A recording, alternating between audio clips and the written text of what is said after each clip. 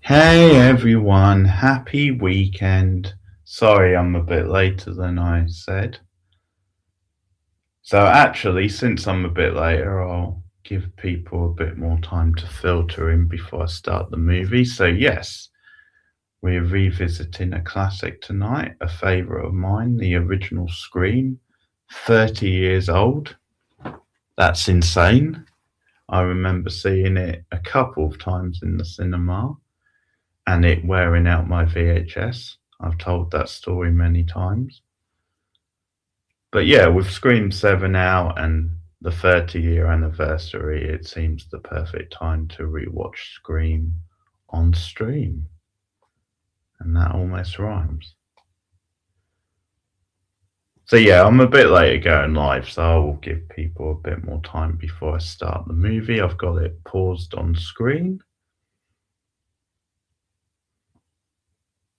So I do have the Blu-ray, but because a lot of people might be watching it online, I've got Paramount Plus up and running. So it's on Paramount Plus in the UK. I'm guessing it will be in the US as well, and maybe some other places. So yeah, I've got it paused and ready. We'll see who shows up. Cindy isn't a Scream fan, so I don't know if we can expect her tonight. Welcome to the new channel members. Or new, it's just one actually. But welcome to the newbie anyway.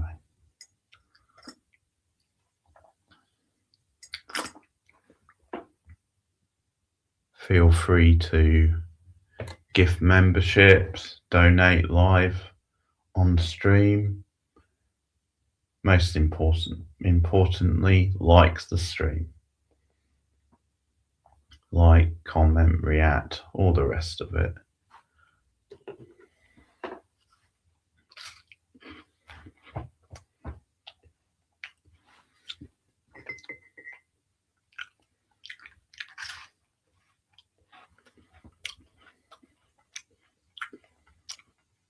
And also hype up the video or the stream when it goes live, when it's streamed and goes up later on.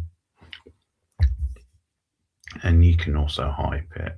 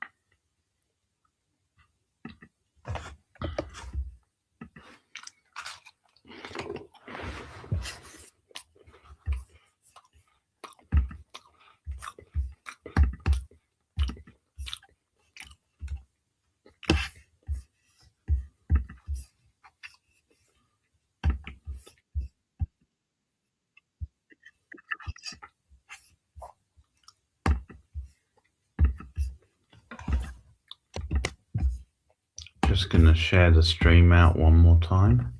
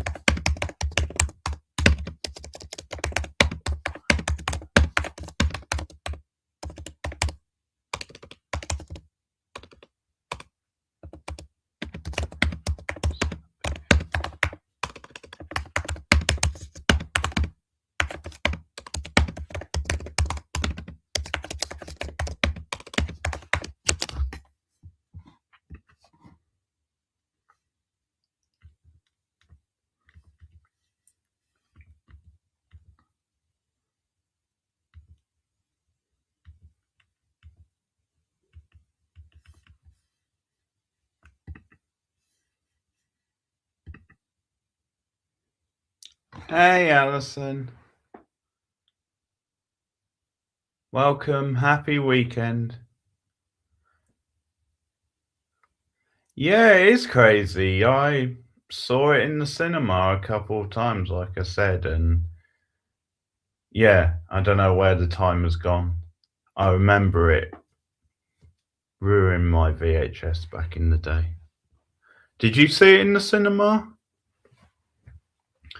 One memory I have is when I went the second time, I went with a college friend and he kept talking throughout. He kept predicting who the killer was, which was really annoying. He said, well, if this person dies, then I think it's going to be this person. That sort of deal. No wonder we're no longer friends. Probably not the only reason, but there you go. I didn't see it in the cinema. Interesting.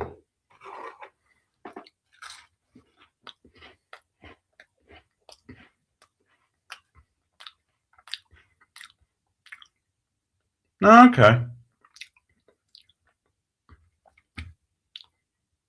Yeah, that's true. Like, I probably. It surprises me a bit because you follow Pete's channel, and I get the impression. I certainly get the impression you don't mind horror movies, but yeah, I can see how you maybe lean towards sci-fi and fantasy and some others more than horror. Oh, fair enough.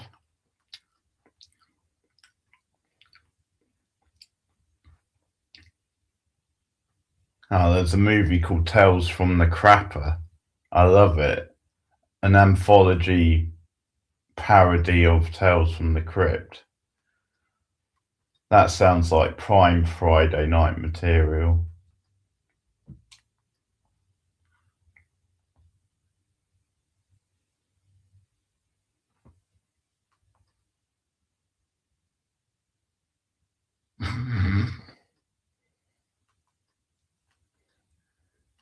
Well, we do watch some shit on Friday nights, Alison, so it wouldn't be out of place. It's so funny how last week I watched Beetlejuice and then this week it's Scream, so all of a sudden it's gone a bit more mainstream.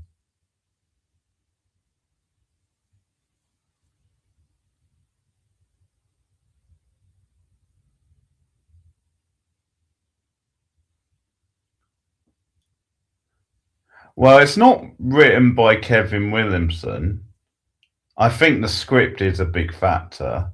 It's someone else did that one.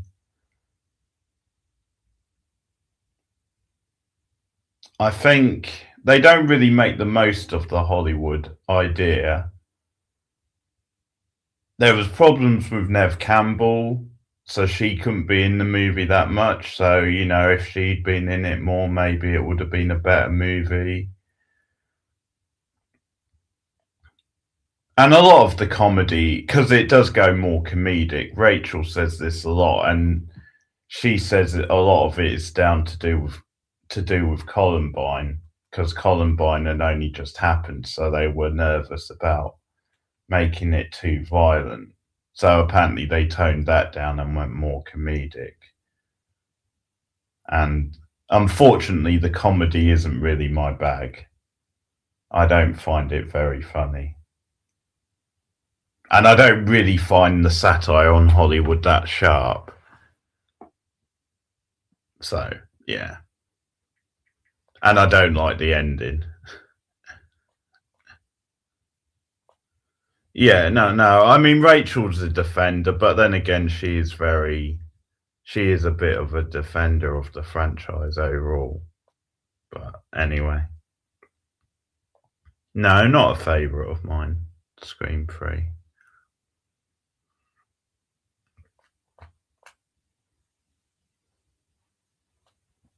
How has your week been anyway?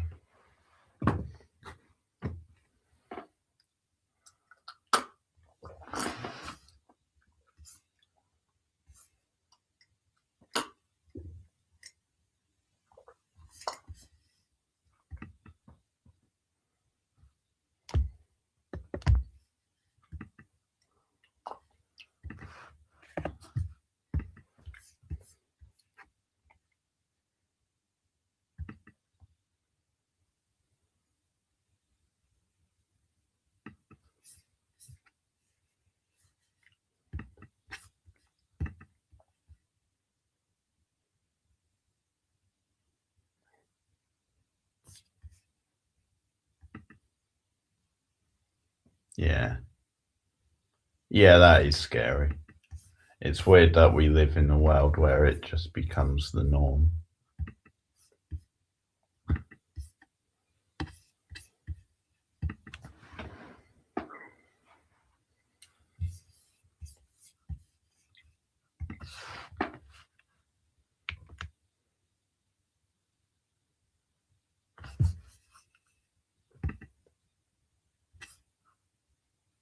Okay, well, it's getting on for past.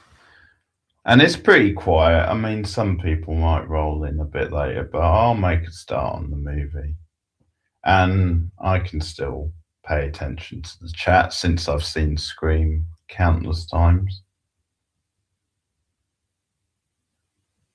He only has a 7.4 on IMDb. Seems a bit low for this movie. I guess for IMDb that's not bad. But I sort of figured it'd be an 8 at least. Okay, here we go. The original Scream. 3, 2, 1, go.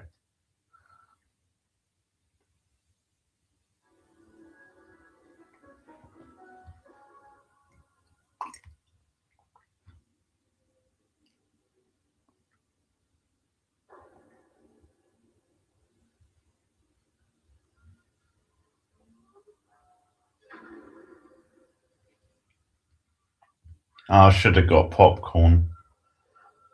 Not just because it's that kind of movie, but the opening where she cooks her own popcorn on the stove, which is a really cool effect.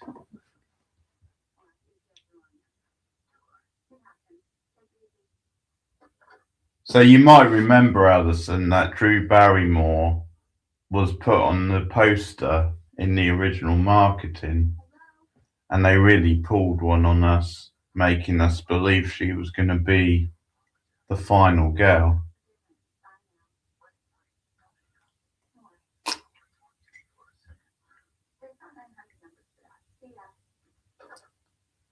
She probably is a bit too old for this role, although I don't know, because she did start young in ET, so she might have been about the right age. I think a bit too old.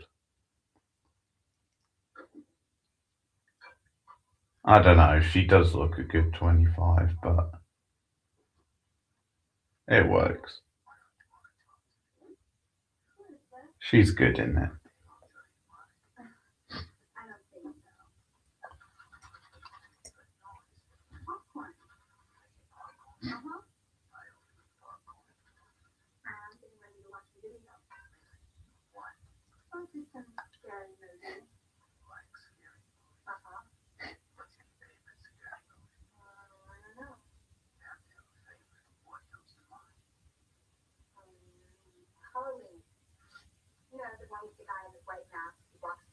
Who knew this simple motion of her playing with the knife casually would get recreated in so many Scream sequels?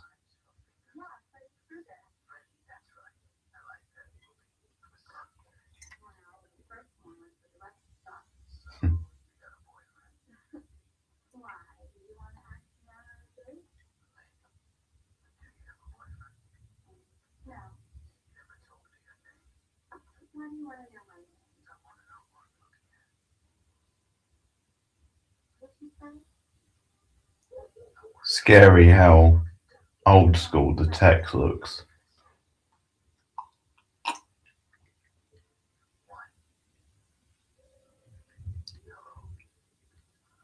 Oh, cool lighting on the porch with the sort of smoke effect, the steam coming from the pool gives it a nice atmosphere. Very similar to some stuff from Nightmare on Elm Street, the way those scenes were lit.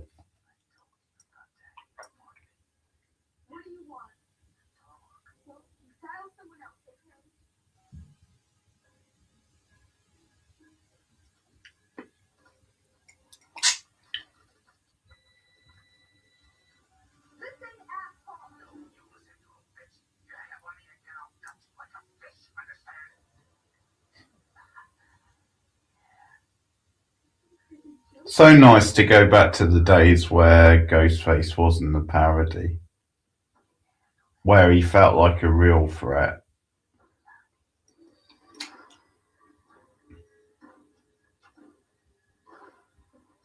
Oh, the way he slips Blondie in there.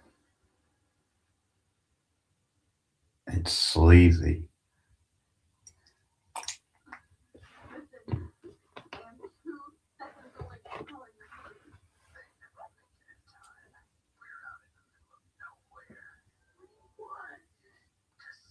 Your insides look like.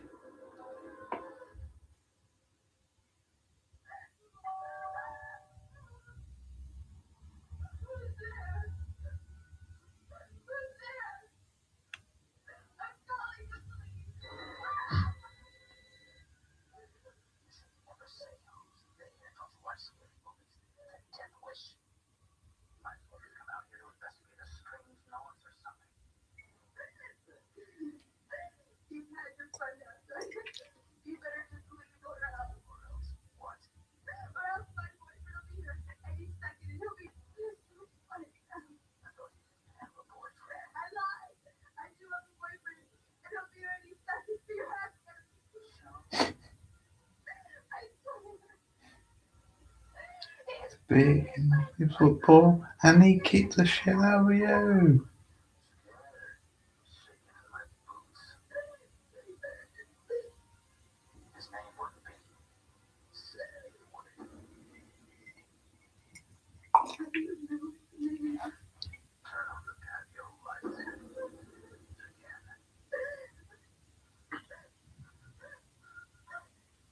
Oh, that's okay.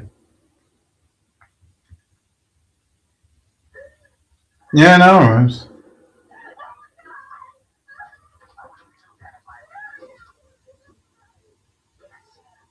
No, that's okay. Don't worry. I get it.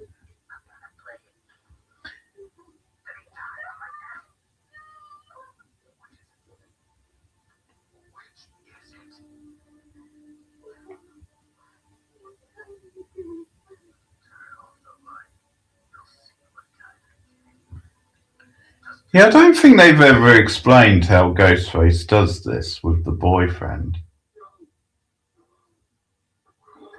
I've never really thought to ask.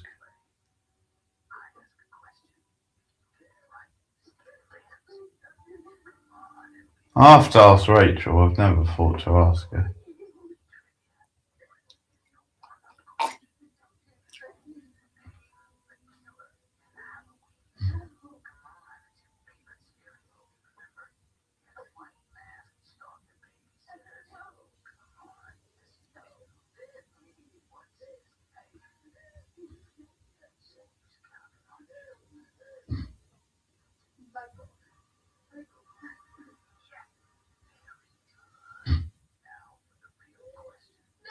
Oh, you sneaky git, Ghostface.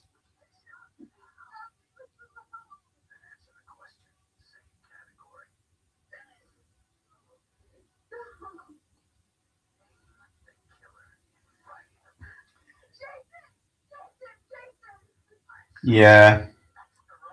See, I agree with that. I think it's something me and Rachel disagree on a little bit because I think she likes some of the when it links up to the other movies and things being connected.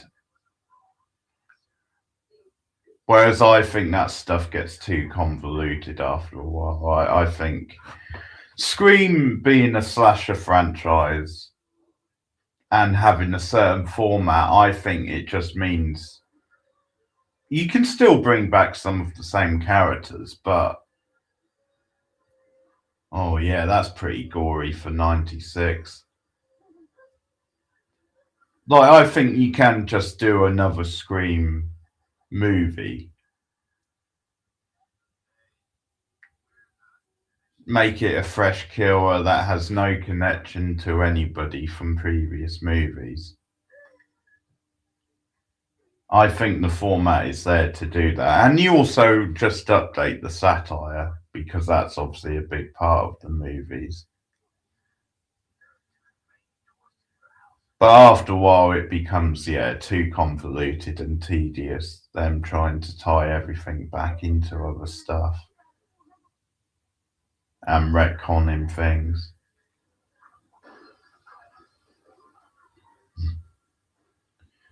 I've actually never seen the uncut version of this.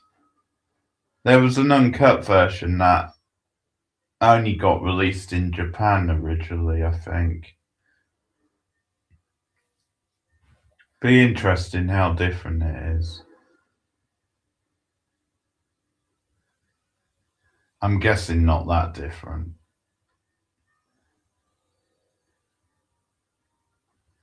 But yeah, for 96, this opening is pretty graphic.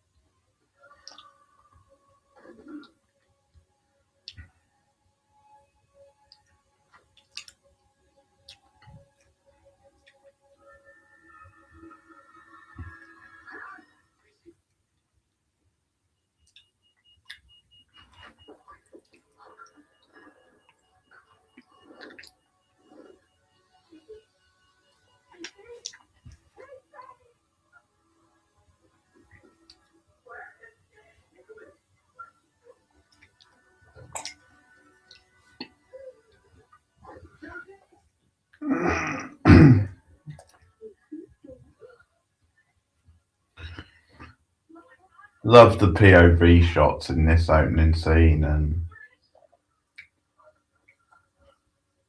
just how devastating it is for the parents. It's very well done.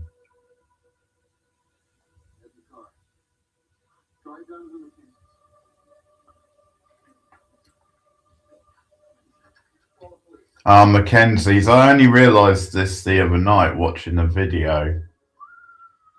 That's a reference to, I think, Halloween. There's a line like that from Halloween where someone says drive to the Mackenzies.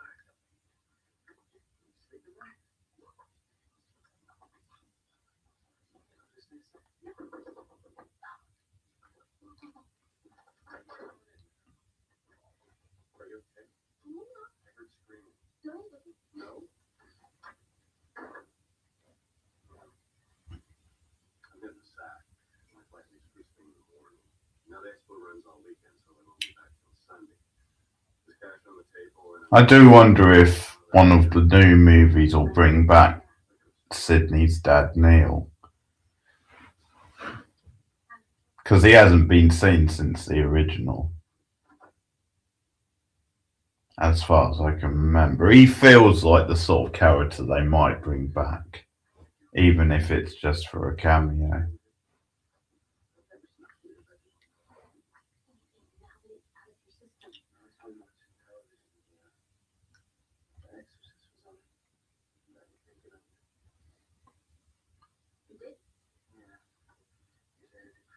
No, he survives. I mean, unless they've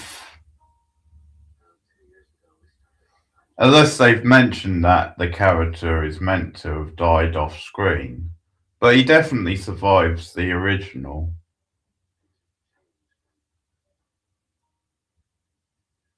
He's in jeopardy near the end, but he does survive.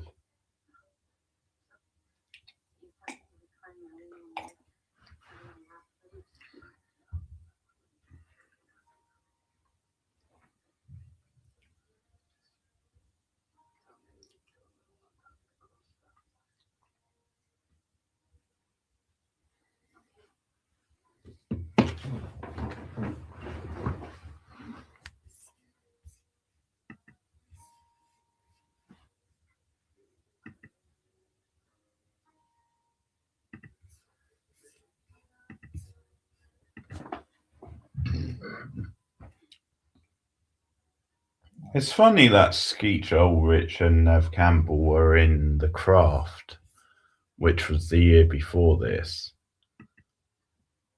and then they were in this again so soon after. I can only assume they struck up a friendship or something on that film. Because it happens with actors all the time that they say, hey, why not cast this person? But it's just funny how it was a year after it.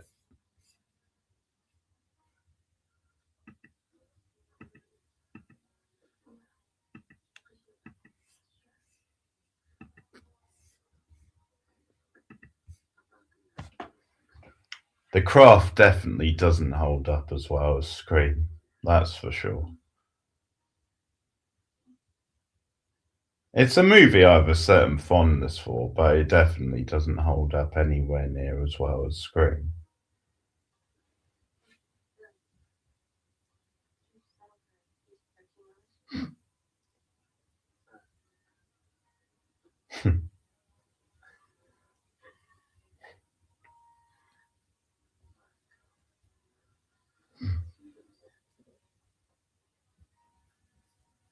Nev Campbell from this time was definitely one of my crushes.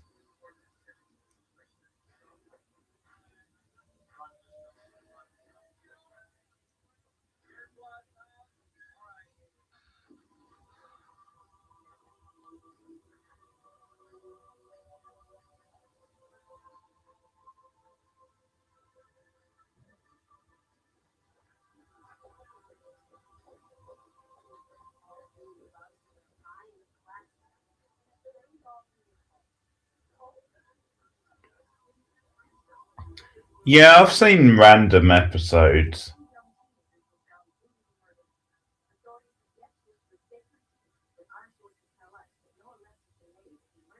but I've not watched it properly. I didn't watch it at the time, and then I sort of watched it years later, just because I think it used to be on before something which I would watch regularly.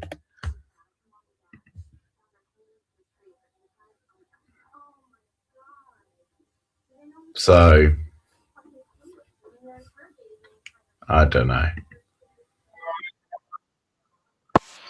I sort of think it wouldn't be for me, like it's not really aimed at me, but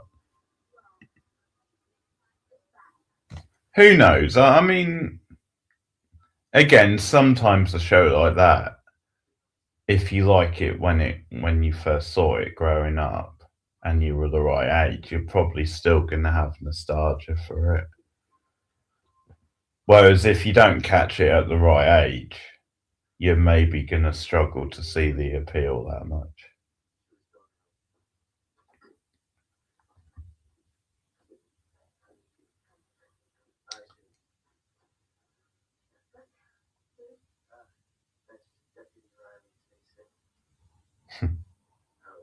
Yes, boundaries, Sydney. He's on duty.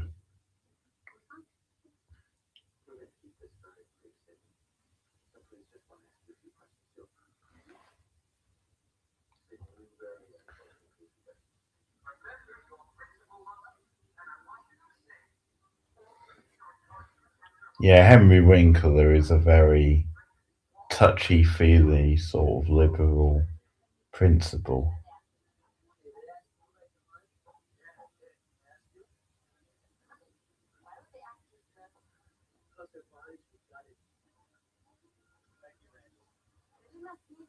Great cameo from him, though. He's great in this movie.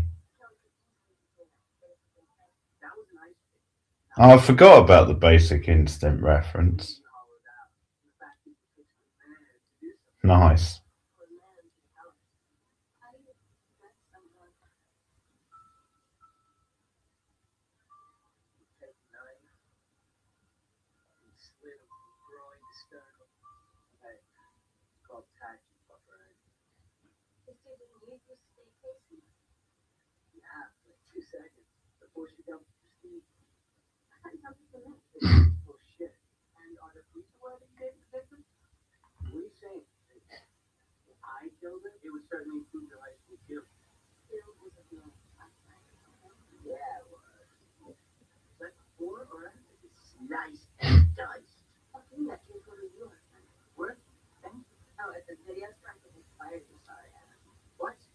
This definitely feels like quite natural teen banter.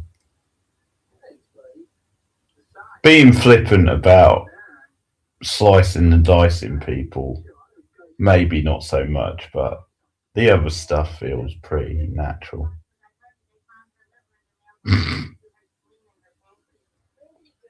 Jeez, Randy. I don't think you have a shot with Sydney with talk like that.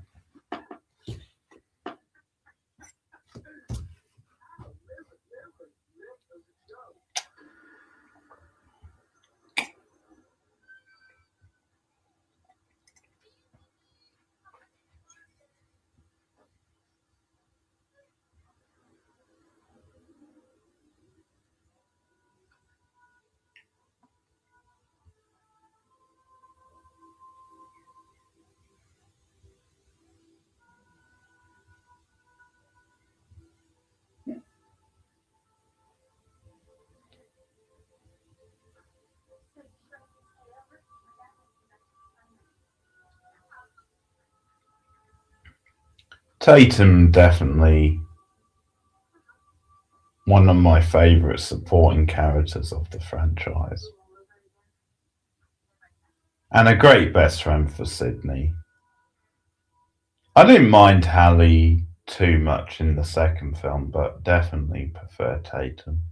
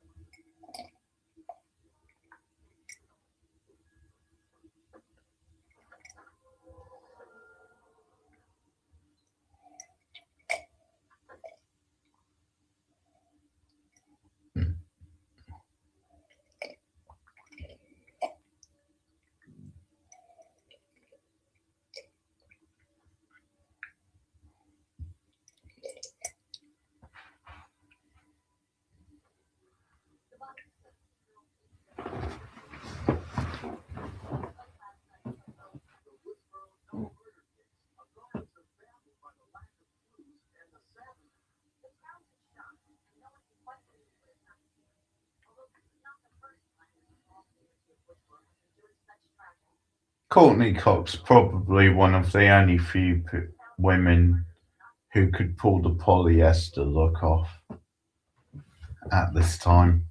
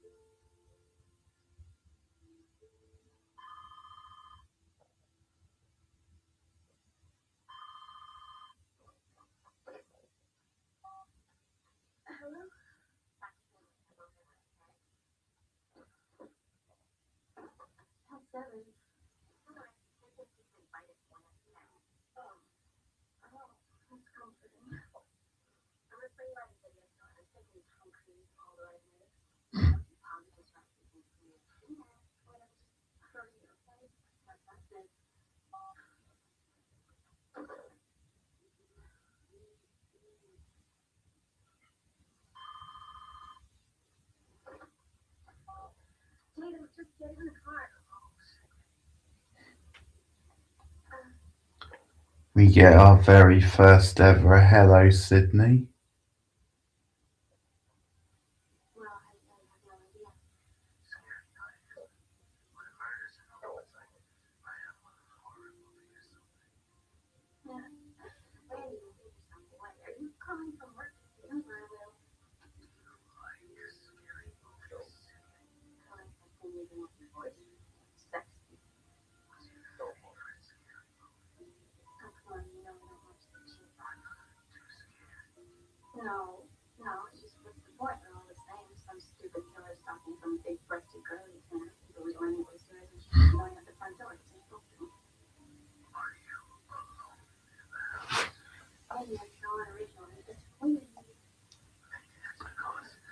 So the twist is we've got a big breasted girl who actually can act.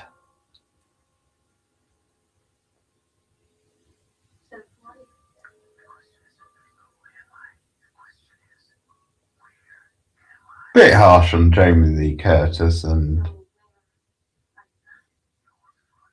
Heather Lagerkamp, etc.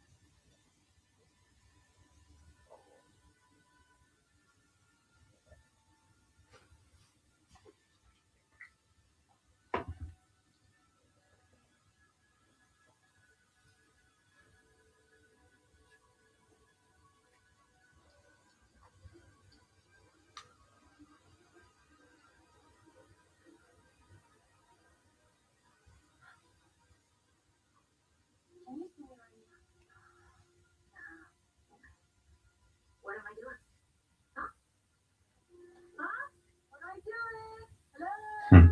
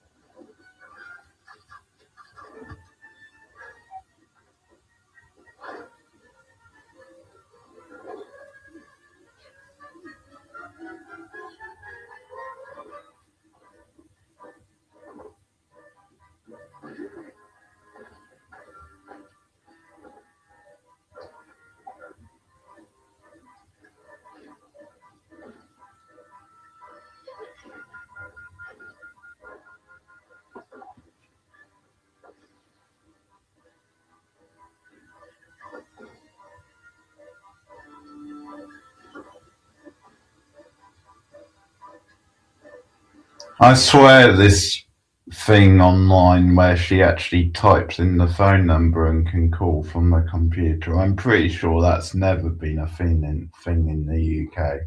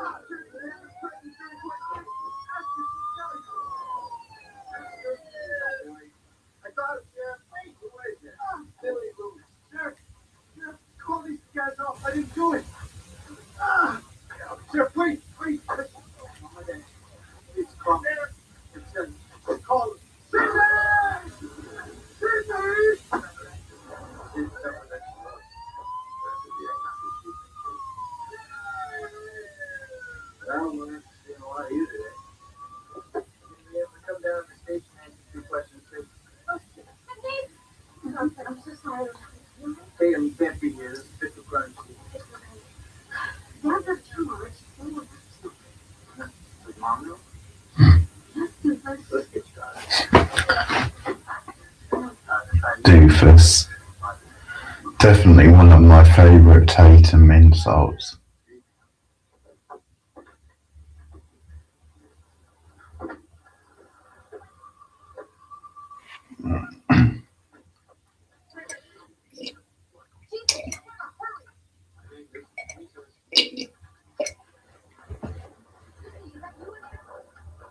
My name isn't Jesus, that's a good one.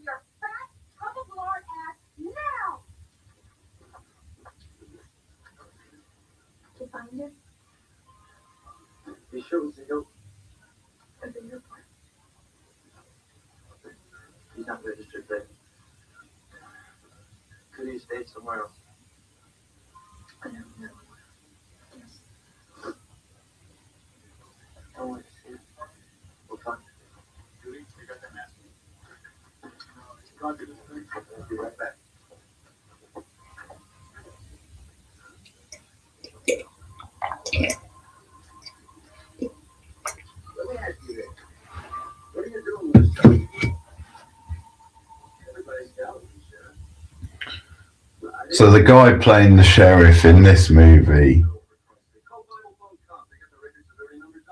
Thanks, hey, come on to that. Was in Nightmare on Elm Street as like just a regular cop.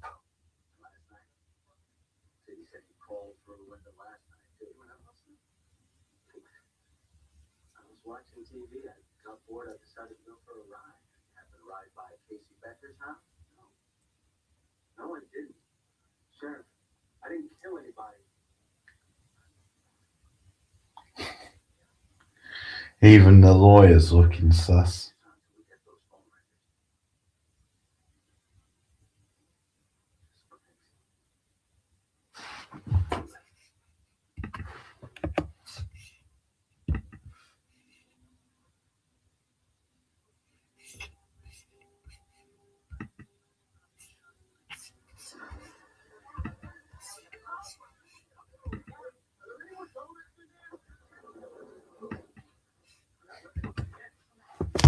Any more donuts in there? Was that Kenny who said that? He's got his priorities straight.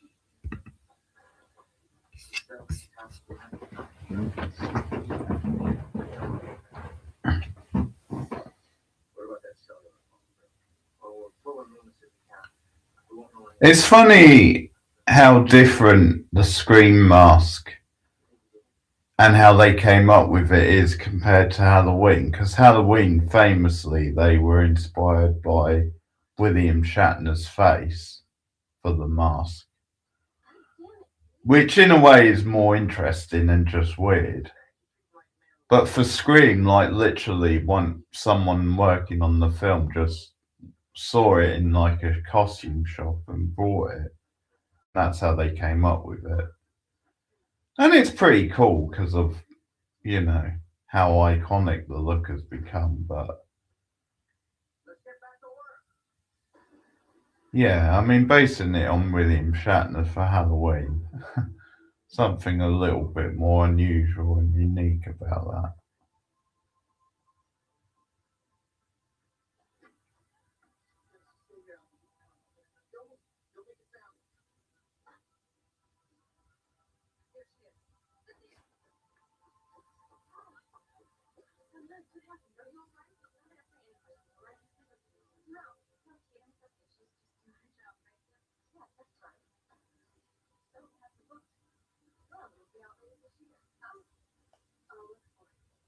I'll send you a copy. Boom.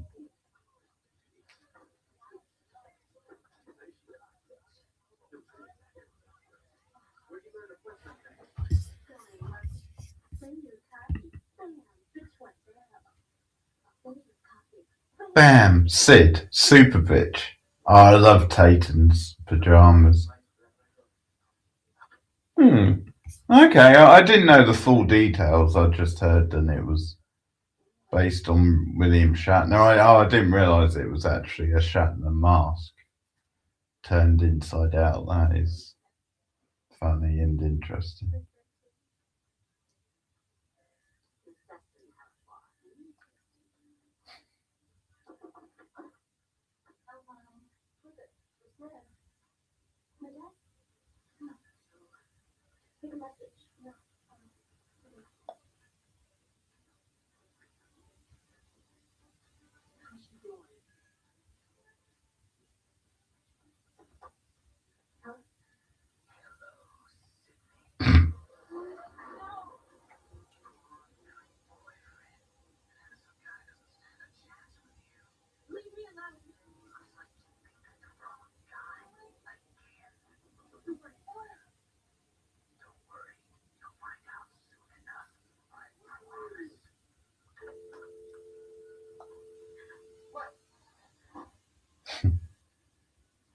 What?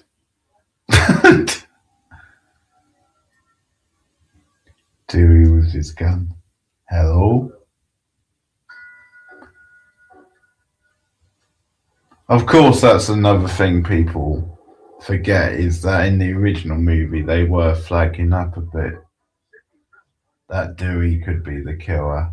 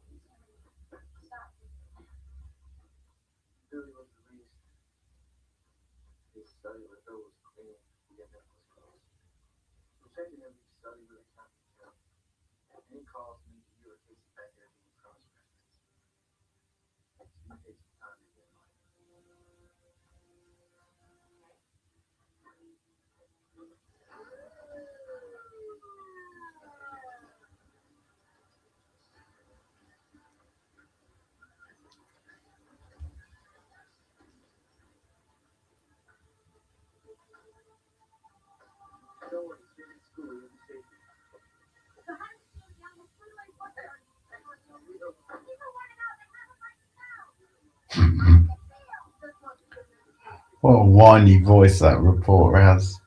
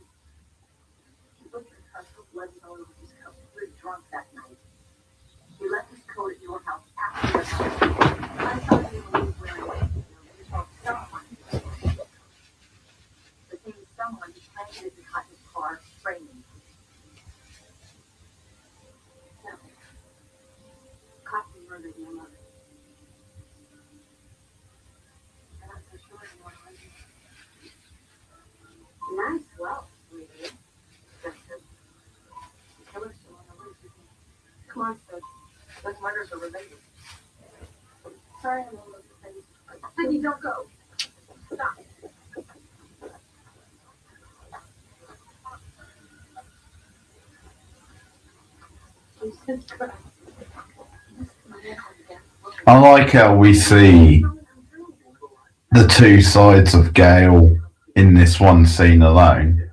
We see that she is a very smart journalist who does have integrity in wanting to get to the truth. But at the same time, we see the more shallow showbiz side also.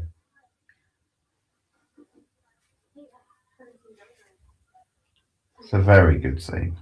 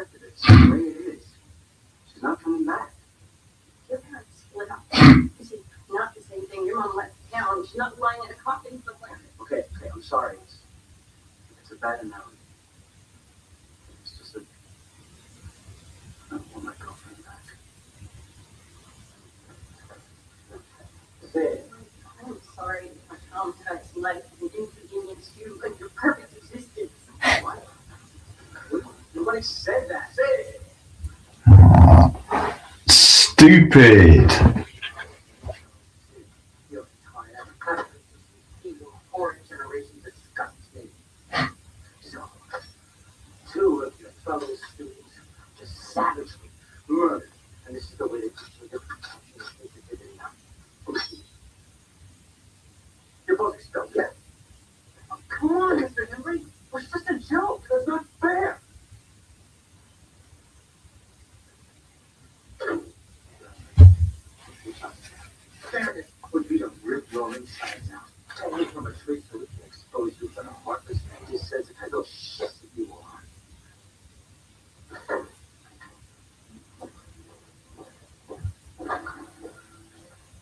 I like the principal style.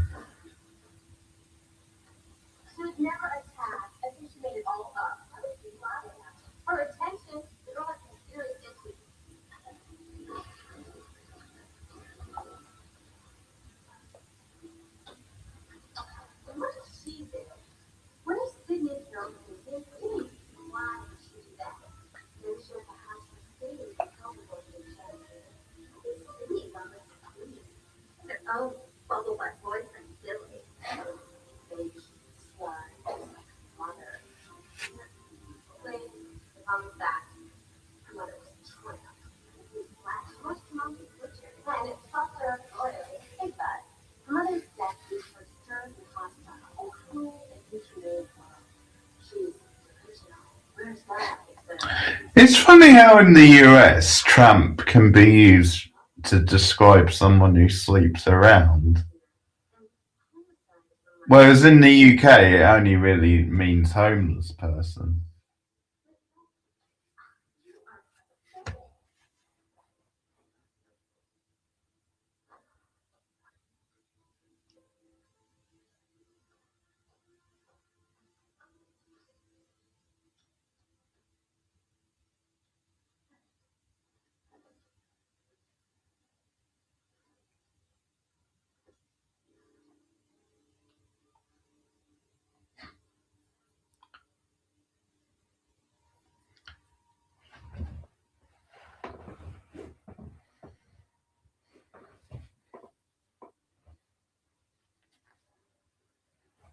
I always think of Charlie Chaplin, Alison.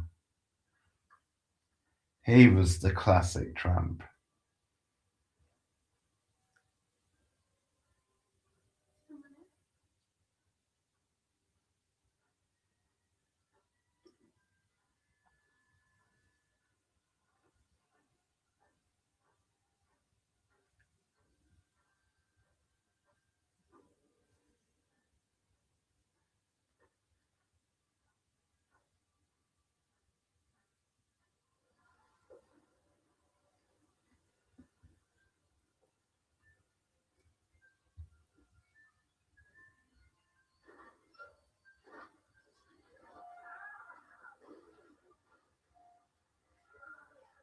Oh, it could be.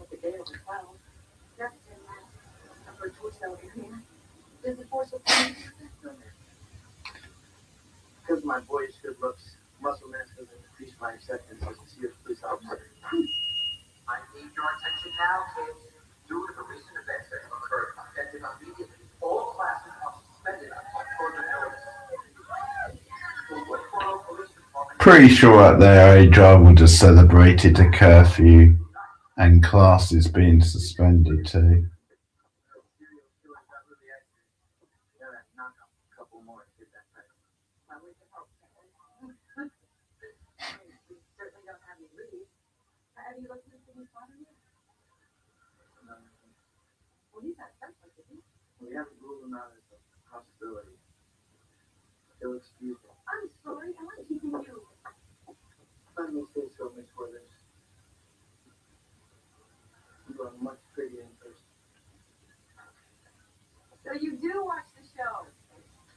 I'm 25 years old. I was 24 for a whole year.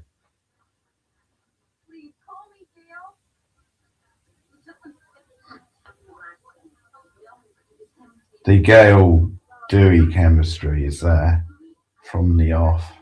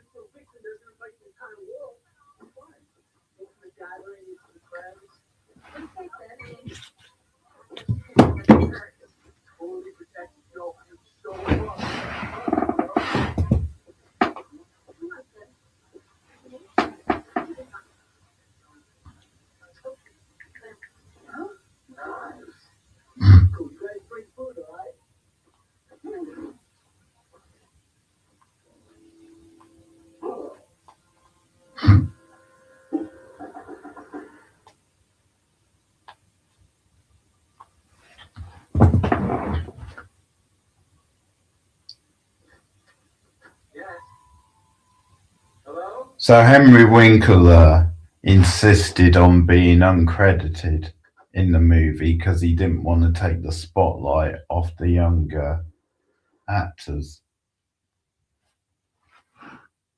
which I think is great.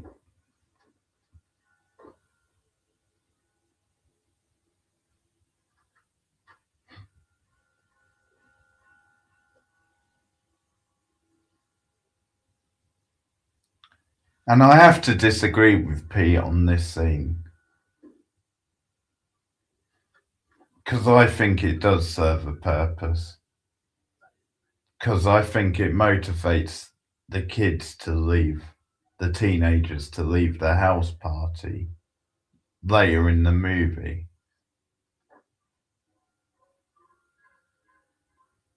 which leaves Sydney more isolated.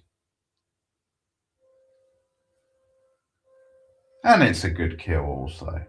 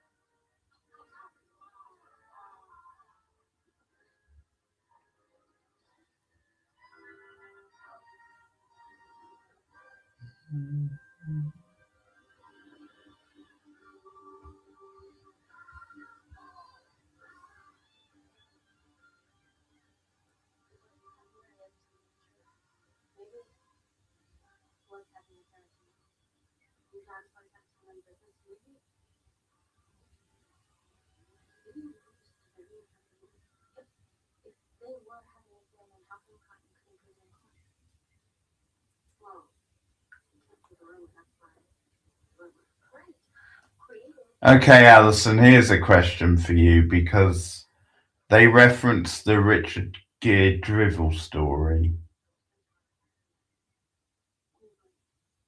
Is that a reference to one of his movies? Where does that come from? I'm guessing it's from An Officer and a Gentleman, but I'm pretty sure I've never seen that movie, so I don't know.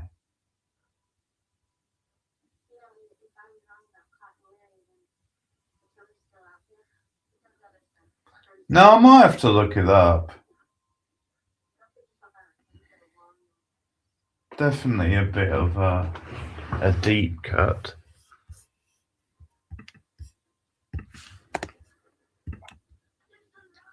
It's alive! I'm gonna have a look now.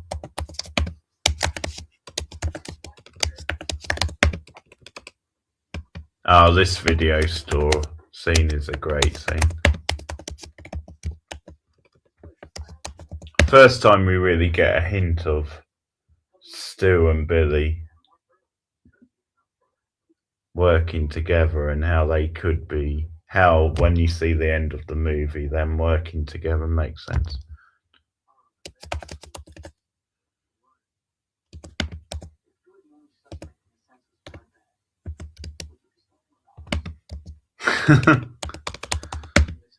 Randy thinks of everything.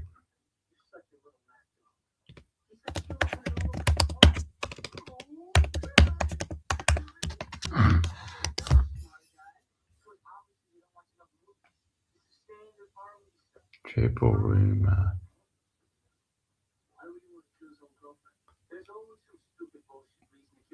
Well, admittedly, this is AI, but according to AI, Google AI, the Richard Gere Dribble story is a widely known urban legend or drivel story that originated in the early to mid 1980s. According to urban legend expert Jan Harold Braverford or something, the rumour began around 1984 as a generic story involving an unknown gay man and a mouse, which later morphed into a story about a celebrity and a gerbil. Oh, gerbil. They're saying gerbil, not drivel. I guess they've changed it to drivel for this.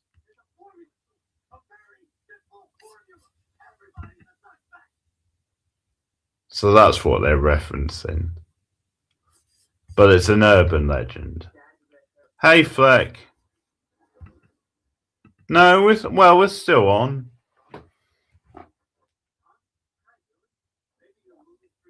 I'm just over halfway, Fleck, in the movie. I'm 57 minutes in.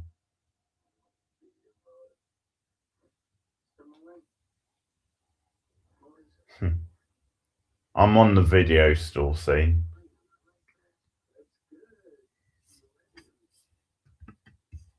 Definitely the first scene we see sadistic Billy come out. Boom, boom. Seen in your dream.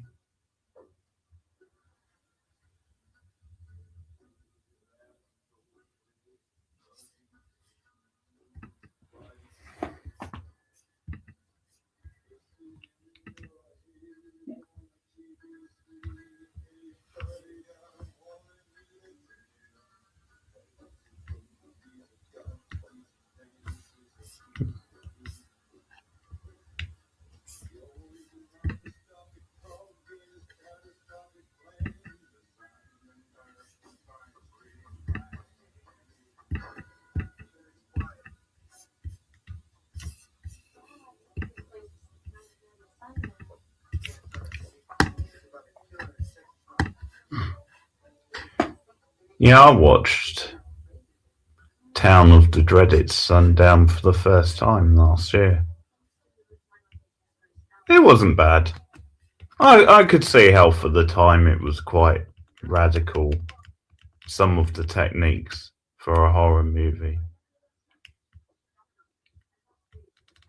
A solid 3-star movie, I would say.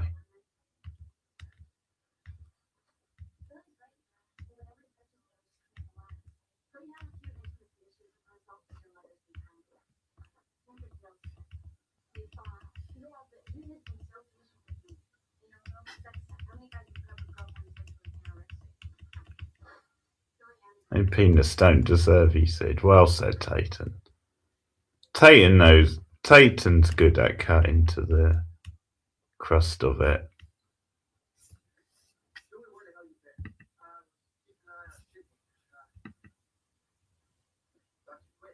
It's funny how they used Red Right Hand twice in this movie.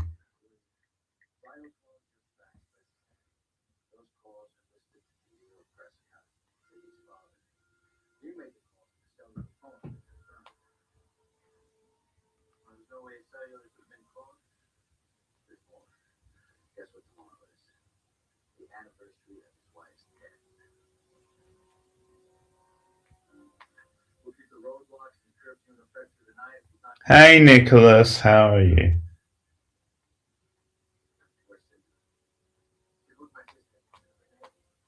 Happy weekend to you.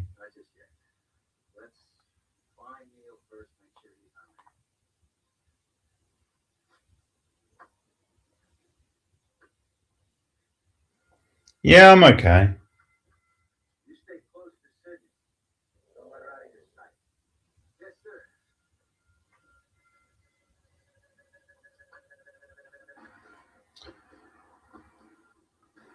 I am gonna see it eventually. I'm not sure yet if I'm gonna see it in the cinema. I might wait for streaming with this one. I don't know yet. Let's face it, it doesn't really need my money. It's gonna do very well all on its own.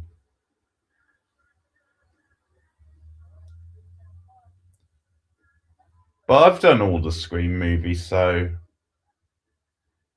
I'll definitely do this one at some point.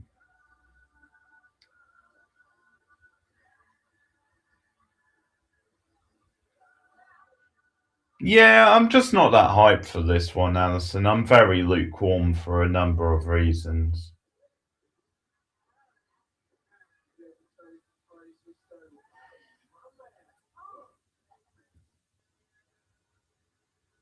I mean, if I don't see it in the cinema, it's definitely an end of an era because I've seen every other one in the cinema. The first couple I saw twice in the cinema. Scream 3's your favourite? Okay, well, you and Rachel would definitely get on. I mean, Scream 3 isn't her favourite, but she really likes that movie. It used to be a favourite sequel. Scream 6 is her favourite sequel now.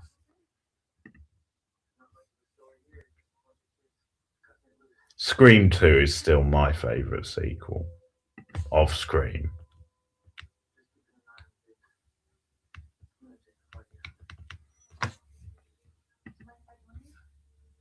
But yeah, it's going to be hard to avoid spoilers, so I know what you mean, Alison.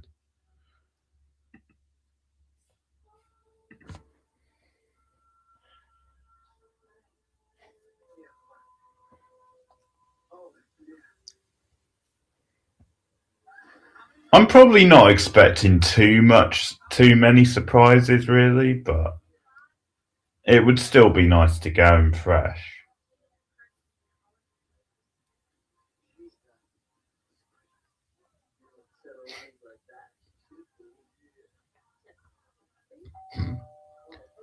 This party scene is so good. It's crazy that they spend, I think it's like 40 minutes at this party. Actually, a little more because there's 47 minutes left to go. Oh, Dewey. Dewey.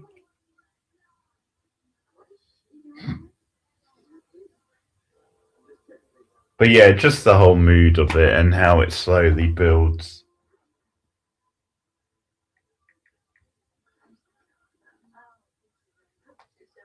I think the pacing of this movie is pretty exceptional.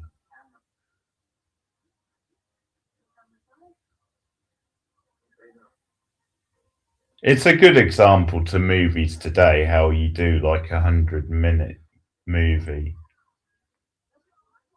and it's just packed with so much good dialogue and so much happening in each scene, but yet it doesn't really feel overstuffed and it moves at a good pace.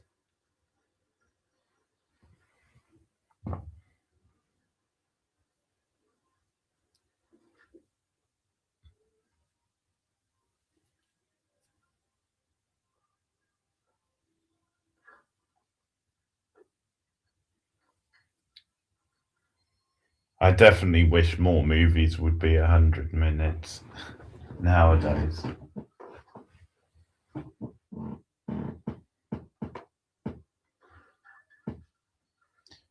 I've only ever seen the first Scary Movie,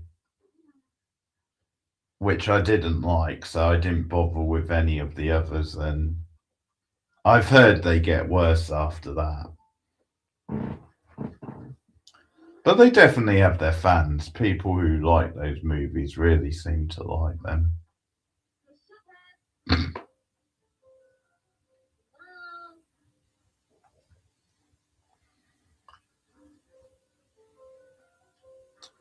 Six will be interesting because it's been so long since we've had one now where it feels like there's a good opportunity for them to do something quite fresh in six.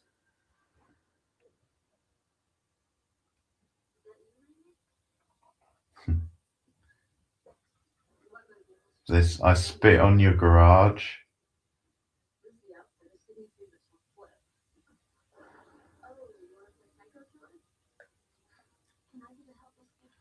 I feel it would be a missed opportunity if they didn't take the piss out of the ridiculous politics behind Marisha Barrera getting fired from Scream 7.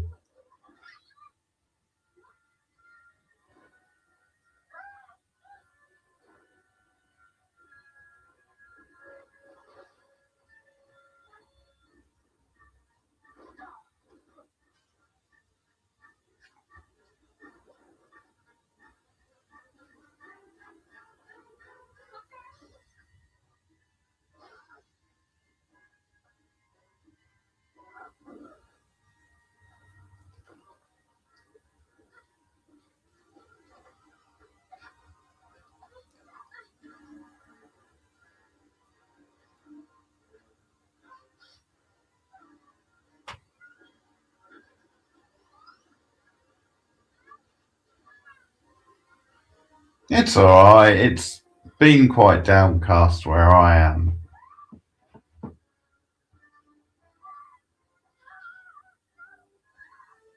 Not too cold though, which is good.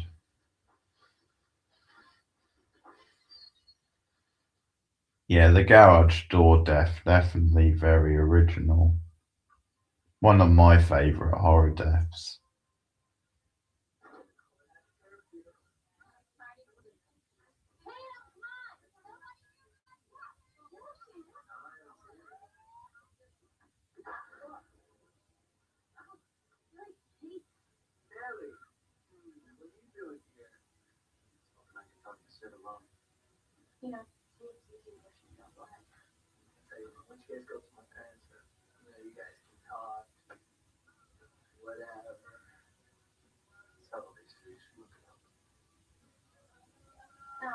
Yeah, cloudy feels about right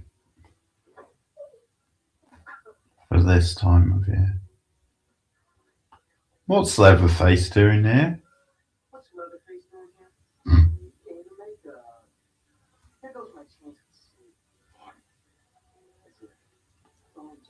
As if.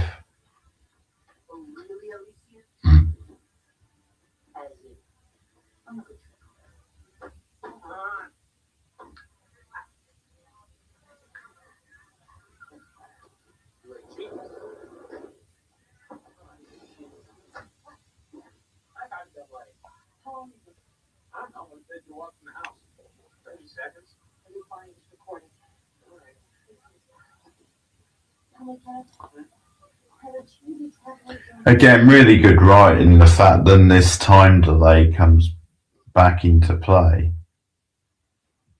how it's important later on.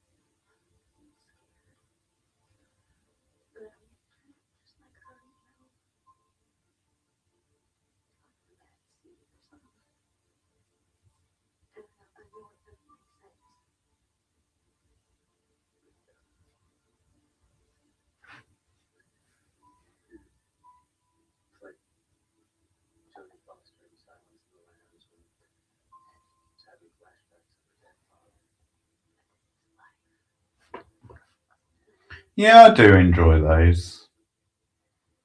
I'm not sure about my favourite. Possibly two. It's close between that and a couple of others, but I think two as a horror movie might be the best one. But obviously, when he puts the hockey mask on, that version of Jason is probably the best version of Jason.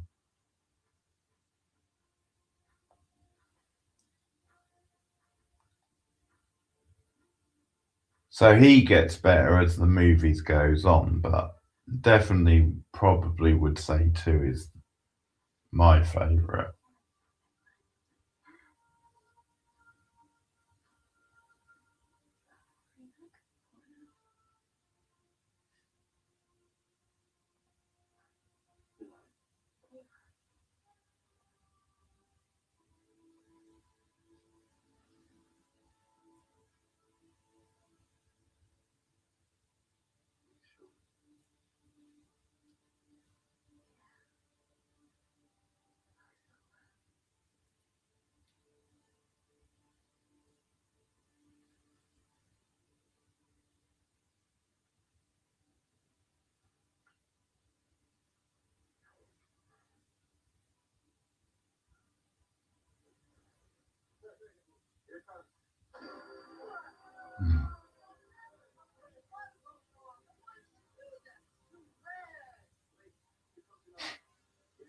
I'm never sure if he says it's too rad or if it's too red. I'm guessing it's too rad because there's no blood in the scene, so it wouldn't make sense to say it's too red.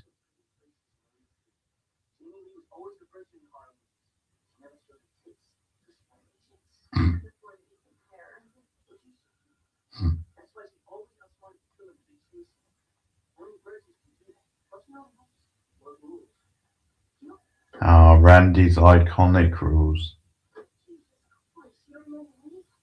Have an aneurysm, why don't you?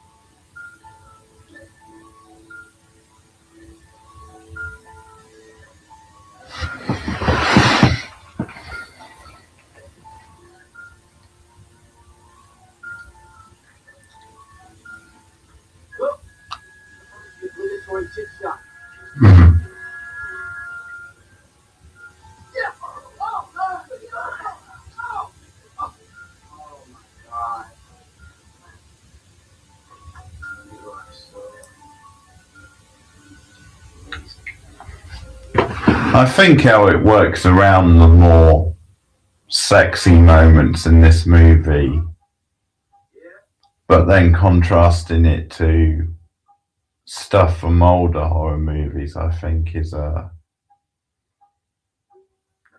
definitely a deliberate subversion also.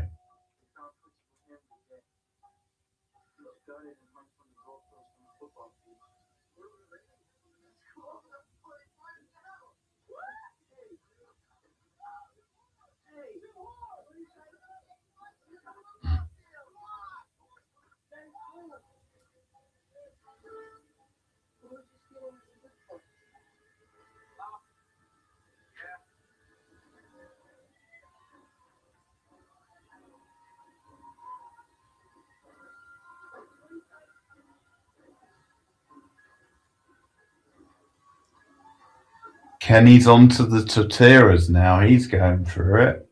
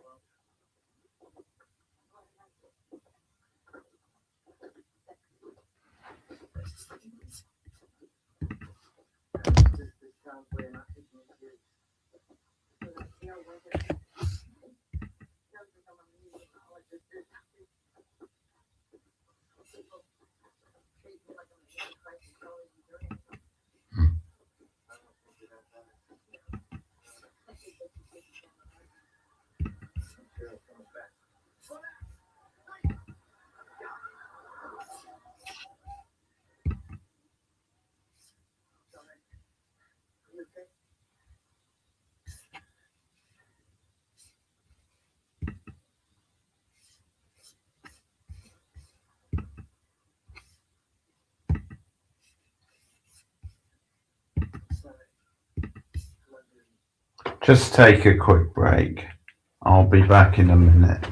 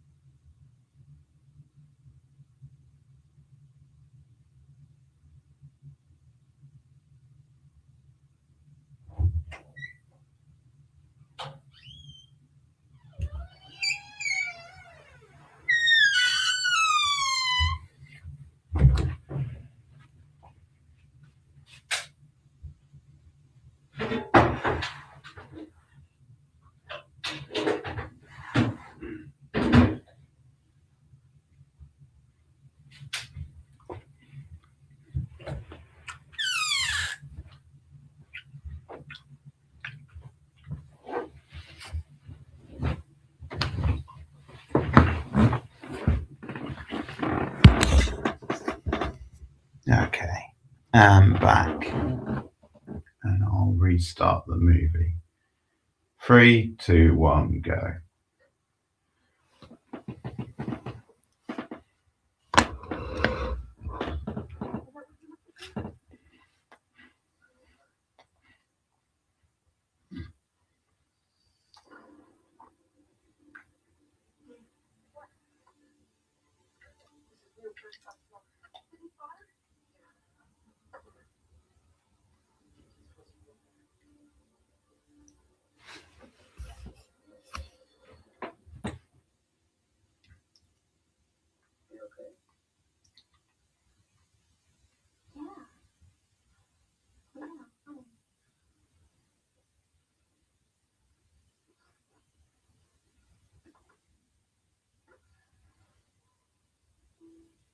Hey, Ron.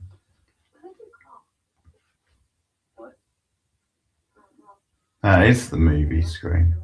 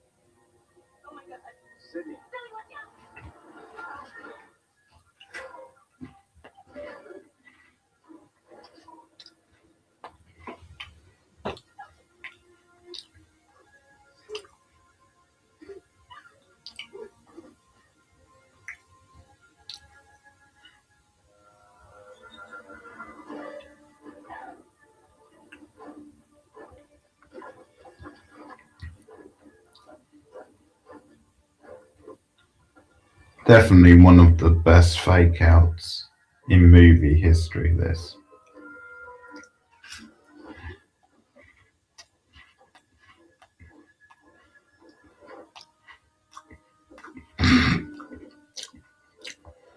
The random surfboard next to the door is so funny.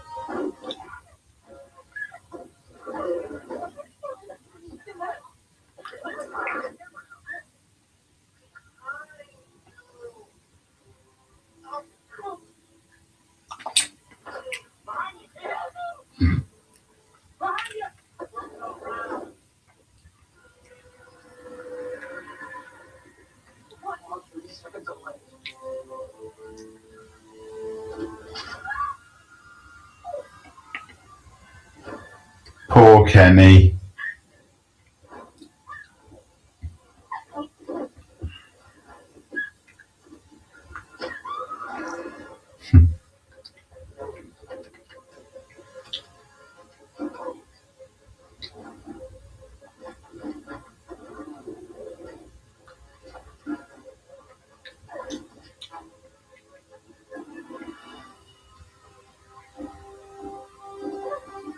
You can't even say that's a South Park thing, like meta reference, because South Park didn't start till '99.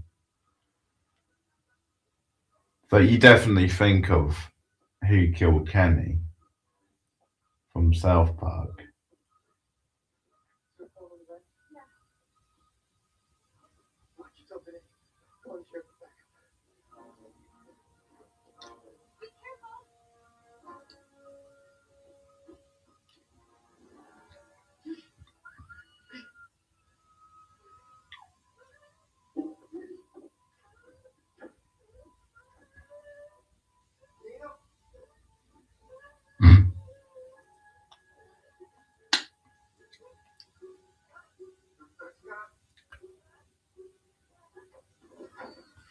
It's a funny choice then they keep the same scene from Halloween on a loop.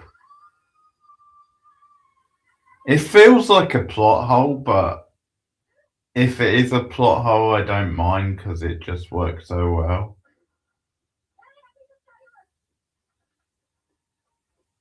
You could read it as it's Ghostface playing games, like he just keeps it on the loop.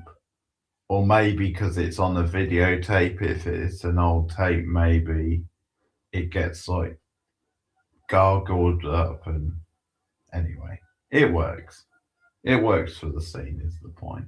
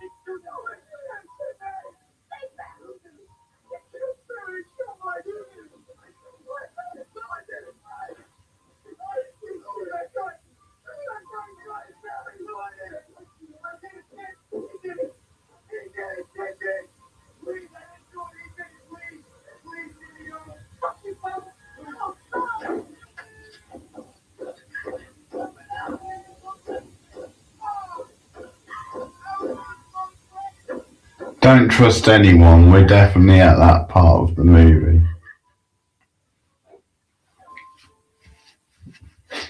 Very much feels like a 90s thing as well.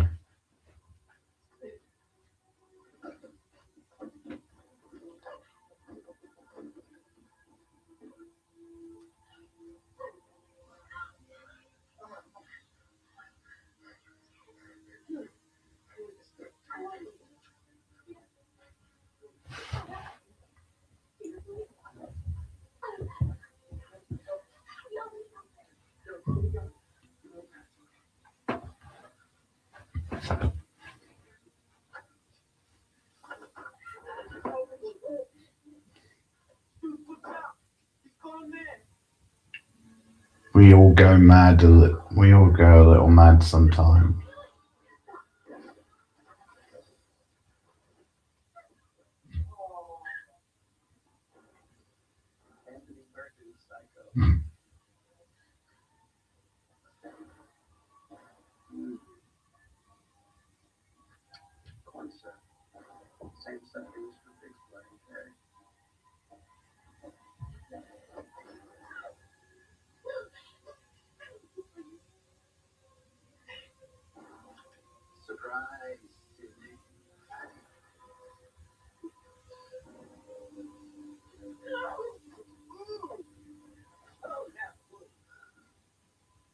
Classic 1-2 punch.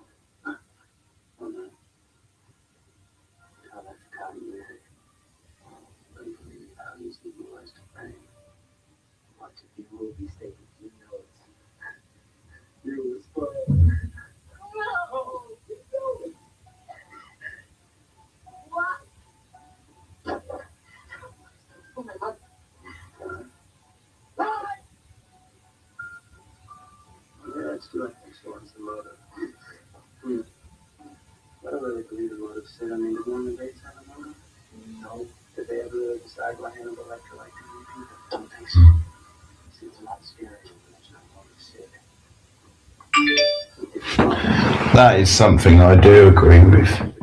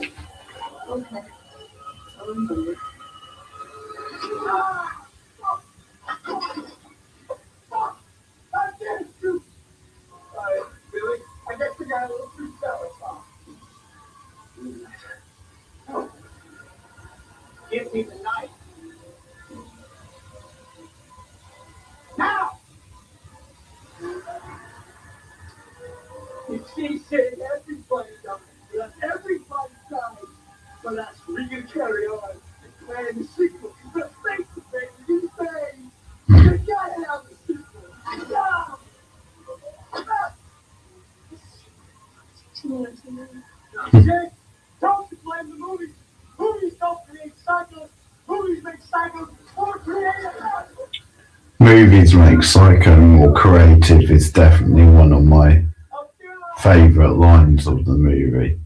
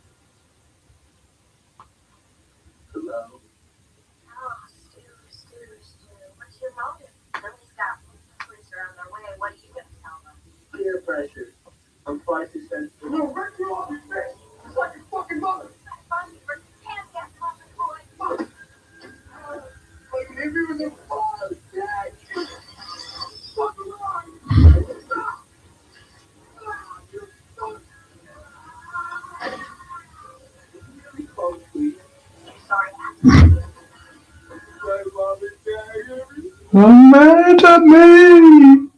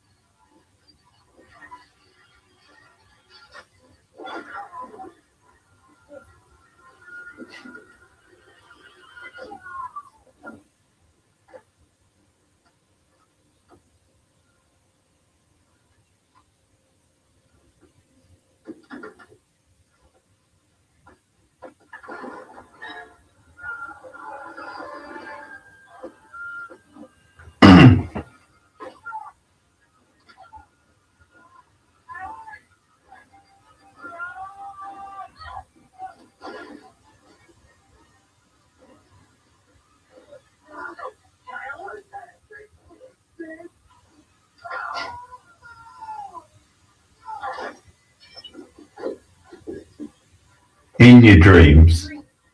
Phew. It's not only a cool kill, but also the image of Jamie Lee Curtis on the TV with the knife.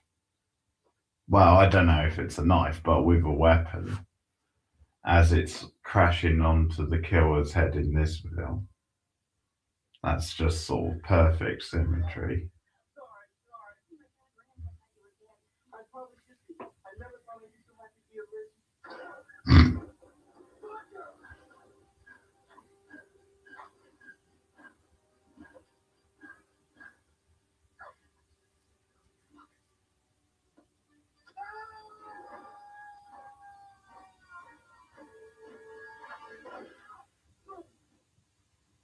Nice save, Gail. Guess I forgot. I guess I remembered the safety that time. You little shit.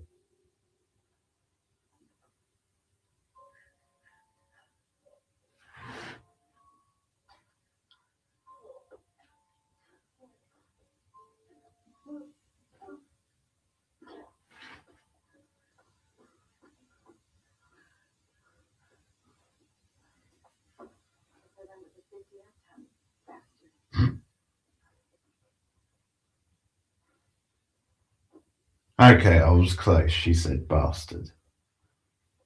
I just got the insult wrong.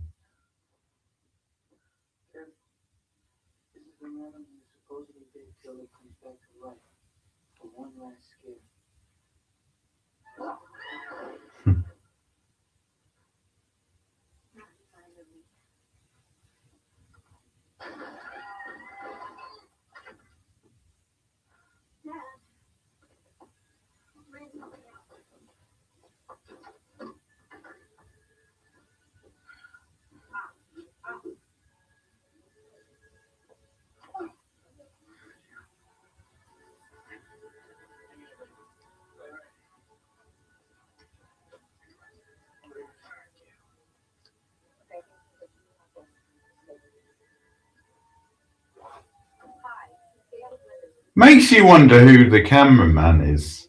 I've only just thought of this because, of course, Kenny getting killed. It's definitely someone else. She must have got another cameraman from the studio.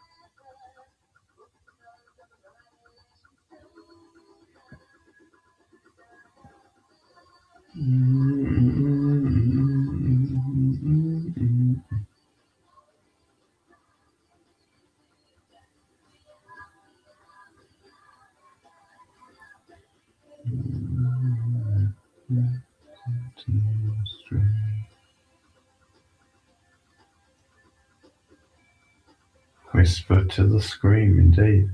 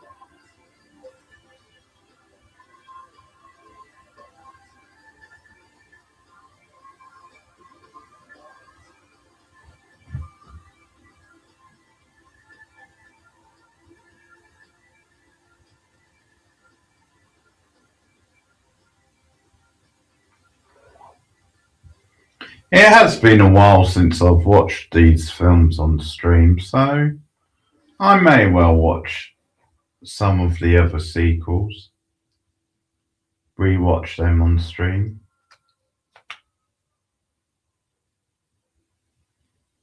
Not for a while, I'll space them out, but it's probably been since me and Rachel did the reviews.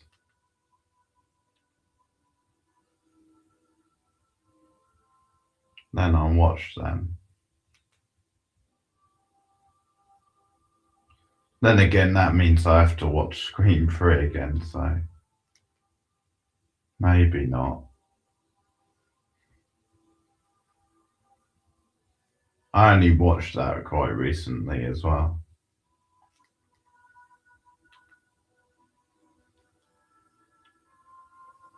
So I won't commit to all of them, is probably the best way to put it.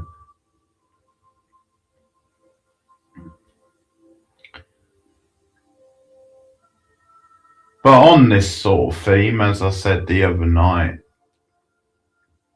now up for channel members and patrons, my review of Teaching Miss Tingle, which was the first film Kevin Williamson directed.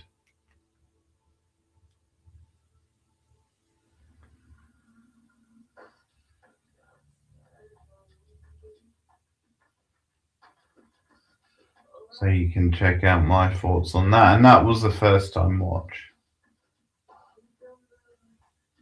I'd never seen that.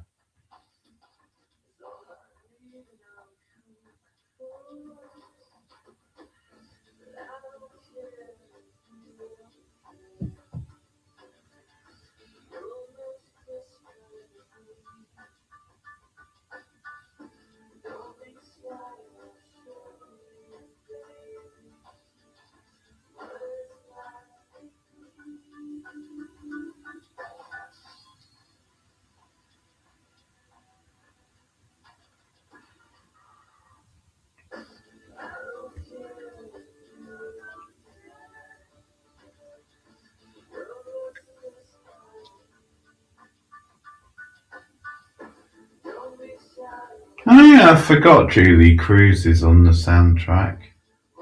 That's really cool.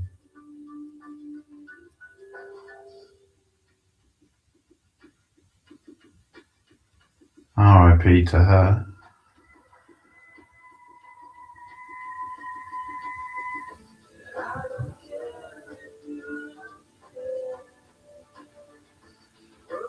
Some great musical choices on the end credits.